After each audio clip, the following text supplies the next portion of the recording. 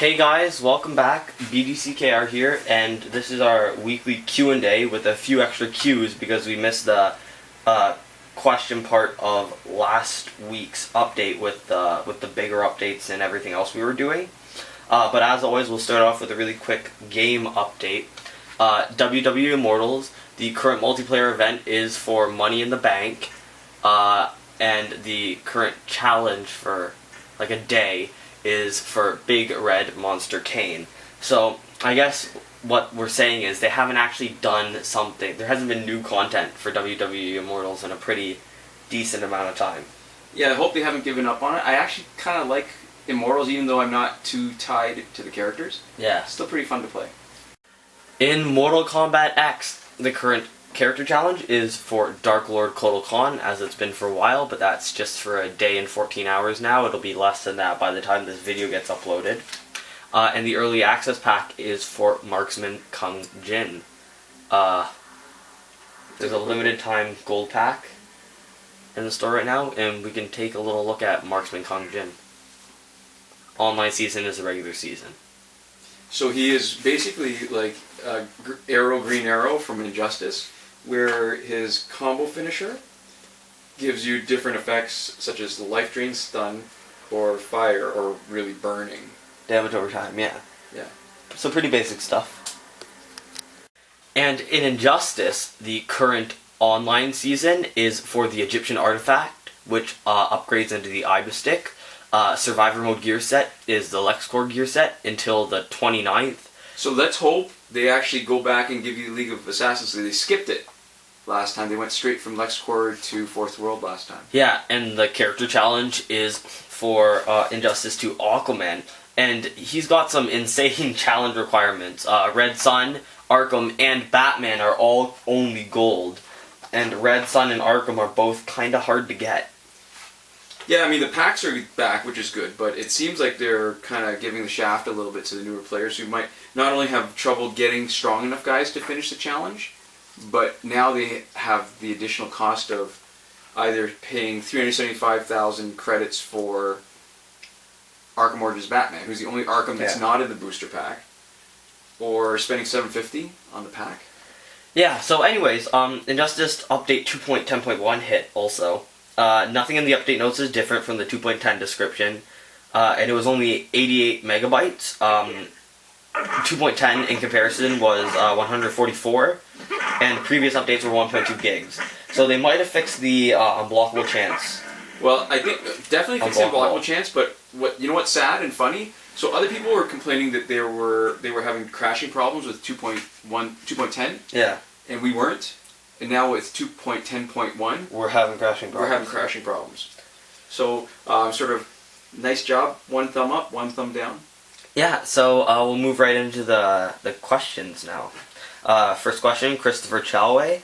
I have a question. Have you guys seen the Injustice 2 trailer? And also, are you guys brothers, and who's older? Alright, so first, let me preface this by saying that maybe we're not unique this way, but it feels like that. That one of the distinguishing features is that we've always been a bit of a low production value channel. Yeah, bring the original YouTube back again. People with crappy camcorders, because that's the best video production quality that was on the market at that time for the consumer. So in a basement somewhere. So it's probably not something to be proud of, but we've been pretty upfront with that part of what we do from the start. And yeah, okay, so we've gone into the reasons why. You know, it's a hobby, not a lot of ad revenue, blah blah blah. But it means that we don't actually have a lot to offer our most loyal viewers. Other than our time and opinion, both of which are probably not that valuable to the average person. They're pretty cheap. So, I mean, the answer to that part of your question about, you know, you're asking if we're brothers or whatever, I mean, that answer, we've actually addressed that, and it's probably the closest thing to exclusive content on our channel, because we've answered it. I mean, it's not a lot, but the people who watch all of our videos get to learn more about us, because at some point when we put up enough minutes, we film enough minutes, we gotta talk about something, and sometimes stuff comes up. Yeah, and we don't expect you to watch every one of our videos. It would be pretty hard. There's a lot of stuff there, yeah. But we would like you to watch the videos that seem interesting to you, And then even if they don't seem interesting to you, we would also like you to watch our unboxings. Okay. So, and you know what the cool thing is, that the people who've watched it haven't been posting spoilers. Like, when we talk about stuff like that. Oh, and so to your first part of your question is, have we seen the Injustice 2 trailer? I have. I have also. It looks really cool. I like that Supergirl is in it, so I'm hoping that if they come out with either a new Injustice 2 app or they put more characters in this original Injustice one, that they put in Supergirl. She would be cool. It looks really, really cool. The thing is, it seems like it's the same game with a new coat of paint and a couple new characters, which is what I expect from fighting games. I don't expect much more than that, but I would love if some of that kind of intro managed to seep its way into the game, because it always seems like the story and the gameplay are very kind of separate beasts. And if they could manage to fit that kind of just quality into the main game, a little bit past just the graphics and everything, that would be really cool to me. I think there's a real danger, though, because, I mean, anytime you have in these franchise, right, you run the danger of, if you make it too different, you alienate people who love the first game. Yeah. And if you don't make it different enough, people are going to resent the fact that you're making them pay for another game. Okay, I saw one thing that was really cool. So it's got the old Street Fighter style select screen, right? Yeah. When two people have selected their characters, the characters have a back and forth. Like, one of them says something and the other person says something based off of the characters they selected. So it's not just like, I will rip you, like, my magic will tear you it's apart. responsive. Yeah. So there's like character banter. That was really cool. Alright. So I saw a little bit of gameplay. So that's the answer to the question. Okay, our next question comes from Sanjiv Saravanan. Probably mispronounced it. I am sorry. Can you build a multiplayer team around Injustice 2 Superman, since he has the potential to be the best character in the game? Okay. So, I mean, these kind of questions Yes, next question. No. I mean, definitely. He's good enough to be the main part of any team. He's a stat monster, so that means he could be a decent damage dealer, and he can be a great tank because his passive is a great tanky kind of passive, right? Where he can basically avoid whichever special that you choose. Don't forget, right? If you block, his passive doesn't engage. When you let go, he can totally avoid a special and any of its after effects. Yeah, so he's a little bit more strategic than just the reduced damage or whatever, right? Actually in combat. So since he can be the star of a team, his teammates could be support characters or a backup. So somebody that, in case you make a mistake and he gets knocked out, that could still finish off the rest of the team. So at this point, when we've got, 110 characters now, it's really hard finding support cards that aren't already being used on another team. So, I mean, you could run through it, right? Animated Harley Quinn is an excellent support for any team. Doesn't matter what power gen and damage boost. You may want to have someone on your team, such as one of the Harley Quinns with their unblockables, which is fixed now, with a big single hit special, special 1 or special 2 to handle Raven. And actually, I've been playing around with, you know who I've been playing around on a team with Injustice 2 Superman? Man of Steel Superman. He's got a really good, strong special 2, and he's perfect for dealing with Raven. And sometimes, I don't know why, it makes me so happy when you get it for free? When you get his special 1 over and over, that little shining light, that little purple light from heaven, that tells you, you're getting another one. It's satisfying. And it happens enough that it really does feel like a consistent game changer instead of just like a really like lottery win. Yeah. Alright, so, who else could you put? Regime Green Lantern, I mean, we use him a lot. I mean, he's a little less necessary, since this Superman, I mean, with his high damage, you make him a basic damage dealer, and he can do as much as most people do, or not most, but a lot of other cards will do with one special. But you could use him as a special because the specials are such high damage. Everything he does is such high damage that you just want to gear him to whatever's easiest for you. And in a lot of cases, that's probably just smacking people around. Yeah, so normally, I mean, because his special 2 is multi-hit, it's not so good at planning for taking care of Raven because this last hit is what does the most damage. Yeah. But because it's multi-hit, not a lot of the damage is wasted. Like, you can actually knock out 3 different guys with his special 2 if you time it right. Which is amazing for grinding also. So, but if you just want basic damage, which is fine, I mean, Batman Prime obviously is good. Yeah.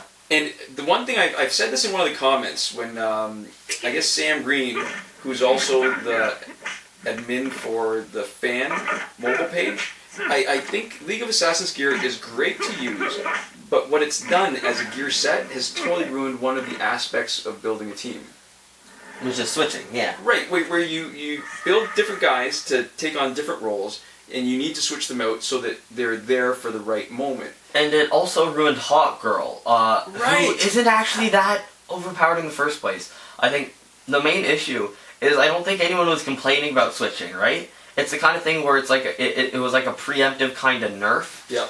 And now when Hot Girl could be more useful, and not even insanely useful, right? It would mostly just be for offense, not really defense. Right, and the reason why I bring League of Assassins gear up, and while we're talking about Hot Girl, is because his Superman, Injustice 2 Superman's passive, yeah. It will re-engage every time. It's like Black Adam. It re-engages every time. So you'd want to switch them in a lot, but you can't really do that because a lot of teams run League of Assassins, especially when you have somebody as high stat-wise as Injustice 2 Superman. You're gonna run into Survivor gear full sets. Yeah. So the possibilities are endless. If you wanted to build anything really around him, you don't even need support. You could just stick him on it, and he would be good for any team. There we go. So that's your answer. Next question comes from MagicPixel. And they say, I just recently signed into my second account, and after playing a little, I switched back to my main account, and it brought all my cards from my second account to my main account. I don't know, this isn't directly addressing it, but I find it kind of interesting that your secondary account has more cards than your main account. Right, that is a little funny. But, to address that... Okay, so here's the problem, and this is going to get a little bit technical, and this might be the time to tune out and scrub through a bit if you want, but... Or just turn the volume down and then look at something else. Yeah, you could do that too. Give us the engagement time where... We're not that desperate, but I mean, if you wanna, we're not complaining. Alright, so what used to happen is people would duplicate their accounts. And we're not saying that's a bad thing, but we do recognize it's a little bit of a dangerous kind of thing. And the reason why was this. That sometimes one account would bleed into another. And so characters that were in one, so the credit totals would go to the right account. They would go up or down depending on which account you're in. But you would actually get characters in an account where they didn't belong. And that might not seem like a bad thing because, hey, more characters. Yeah, and it's work you've done for the characters, or bought, or anything like that. The danger we've realized is that when you play with a character that doesn't belong in that account, and then you log into that account later, that character can be permanently removed. And so, alright, so let me explain. Because you might think, permanently removed, so what? It wasn't there to start with. What's the big deal? Permanently removed means that if their challenge comes back, if you pick them up in a booster pack, you cannot get them. Like, they're the same kind of thing where you oversell it. Yeah. It can be that same effect if you play it in the wrong account. Which is a real pain. So the reason why I bring that up is that it's starting to happen now, not just with duplicated accounts, it's happening with all accounts. So when you're playing with multiple accounts and you're logging in and out of one or the other, unless you're paying attention or they're really different because they have way more or way less, Yeah. then you may not notice, but that bleeding is happening, so you gotta be really careful. My suggestion is that if you're playing different accounts, back them up a different way with, a third-party app, and clear the app data every time you're willing to switch. Because if you don't, there's a chance that you're gonna end up losing characters from your account and permanently losing them. And that's very bad. That is very bad. Okay, our next question comes from Travis Leung, and they say, BDCKR Gaming. But because of these new characters with decent or good passives and amazing stats, most gold characters are almost trash now. Because they either have good stats and mad passives or awful ones, or good passives and low stats. I'm gonna respectfully disagree here. My favorite team is still Elseworld Flash and Containment Suit Doomsday, who are the two golds with some of the lowest showing stats, but they are so much fun to play with. You team up with Regime Green Lantern, and they can still, even with everything that's happened, I'm still playing them regularly on online play because they can mow through teams. So what that speaks to is that the matchmaking algorithm is pretty good, because unless you play an Ultimate Battle, you're not actually getting a lot of fights against the maximum team. In fights 6 and 7 you might, but most of the fights are actually pretty well matched.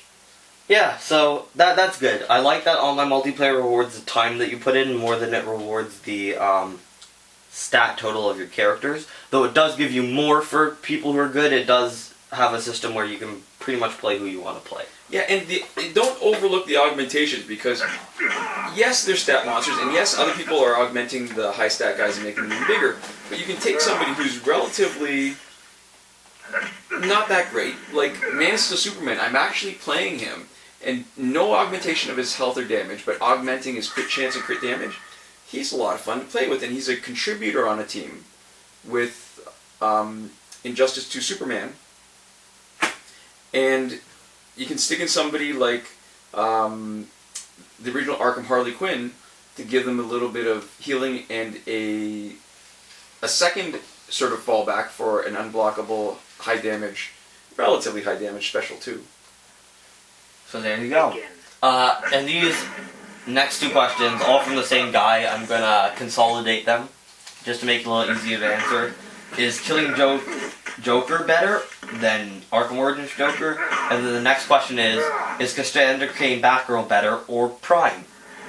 Alright, so we always see a lot of these questions, and I know it's an interesting way to put it. I was listening to, I can't remember which sports radio channel, where they're talking about how it lends itself, talking about sports and comparing people, lends itself to the whole binary thing, right? Which is better, number one, number two, that kind of thing, right? But by the way, chocolate. Exactly. Chocolate is really good. Yeah. Vanilla? No, thanks. Killing Joker is high damage. His passive is amazing. So he's the perfect antidote for any team with Killer Frost, because if you can't generate power, well, just give it. The thing is, too, Killing Joker does enough damage that he can often take out one guy or do a whole lot of damage before he even gets knocked out. Yeah. Arkham Origins Joker, on the other hand, does enough damage that he can be sort of the main damage dealer. His damage over time is amazing. I mean, if you saw our Abusing Arkham Origins Batman video, you'd know that already. So they play different roles. So Killing Joker can't be the main damage dealer because he won't survive long enough. But he can help whoever you've got on your team if you're going to be using any kind of specialist. So Cassandra Cain Batgirl and Batgirl Prime. That's another interesting comparison, because, alright, Cassandra Cain Batgirl's got better... Why don't we take a look at them? Better stats. She's got better stats. She's got... Hold on. So you see she's got higher damage, marginally lower health. 3,000 less health, but 12,000 more damage. And that makes her way more powerful as far as, like, somebody who... And she's fast, too. To me, it feels like her attacks do... or her... swipe attacks have less latency. It takes less time for her for you to be able to do her next round. Yeah. So she's really good at changing. And she's got an interesting passive that works better the more often you can swap in and out, especially at the beginning of the game. But Batgirl... She's a great support character, right? So she does... I mean, she can basically help any team, right? When she's giving essentially 3 bars of power to the team. You're moving on to Batgirl Prime now. And Batgirl Prime, right? But here's the thing: if you actually play her to, let's do that. To stun? If you play her to with her best setup with the cloak and everything, yeah. With Cloak of Destiny. I keep on wanting to say Cloak of Dagger. Cloak of Destiny. Cloak and Dagger. And you give her League of Assassins, the knives. What you're playing her for is to do a special one. It stuns at the beginning, and it does a huge amount of splash damage. She's actually better. Batgirl Prime is better, even though she has lower attack, because it's one hit. Cassandra Cain Batgirl's special one is, I think, 3 hits, maybe? So you're losing out on all those extra... right, so if they get knocked out on just the first hit, she's actually doing less damage and less splash damage with that setup. Yeah, so that's your answer. With the gear set, Prime. Without the gear set, up in the air, depending on whether you want support or not. Yeah. Our last question of the day, and this is half question, half team build, comes from Saitou Shimaru, and this is talking about Inj2 Superman. I have him at Elite 7, level 29. I'm planning on using him with Arkham Knight Catwoman and Dawn of Justice Batman. He has no augmentations yet. Do you think it's best I use the Ivy Stick, LexCorp Gauntlets, and 4th World Chestplate for protection and health, or do you have a better idea? Yeah, and this speaks to not so much. I mean, we already had an Injustice 2 Superman question earlier, and this speaks not so much to him specifically, but I think a broader strategy in general is that with the amount of healing. I mean, I don't know if. Do you remember when the gears first came out? Oh, and healing was stacked? everything? Yeah, so you could stack. So let me just go to. Where fights were like so long, like 20 minutes long. Yeah, because they could stack and you could heal a huge amount every time. It was painful. And we've gotten sort of back in that direction a little bit with all the gears that can heal on the enemy. And I don't know if you've noticed, but the LexCorp Gauntlet, the health regen, seems to trigger way more for the other team than it does for us. Yeah. And the stun chance of tagging is okay only if you got the cloak. I mean, to me, there's a little bit of value, but there's way more value if you use it with the cloak. And the crit chance of special one is okay. So you were asking about putting that. The fourth rolled chest is health increase is okay. Take no damage from basic attacks is okay, but it's only 1 in 5, right? So you're making him to be a bit more of a tank, and the Ibis stick is more of a specials kind of thing because with the power gen and the boost and the damage over time, with specials it's really you're gearing him to be a specialist a little bit with a lot of health and protection. So it's a little bit nebulous as far as your actual abilities go. So our tendency is actually to go really high damage output because the best way to deal with guys that heal a lot and sorry guys, it cut off because we weren't paying attention and we ran out of time. We hit our 20-minute cap on the video feed. So just to sum up the points, not knowing exactly how much we got through, we like gearing up basic damage for quick fights because in our opinions, quick fights are better fights, and you kind of want to gear your guy up so it's one specific thing that he's really good at more than like a little bit here, a little bit there, so they're the most effective at whatever you decide to use them for. So Injustice 2 Superman is actually really good geared up with basic damage boosters. Yeah, so there you go. Thanks so much for watching. We'll see you guys next time.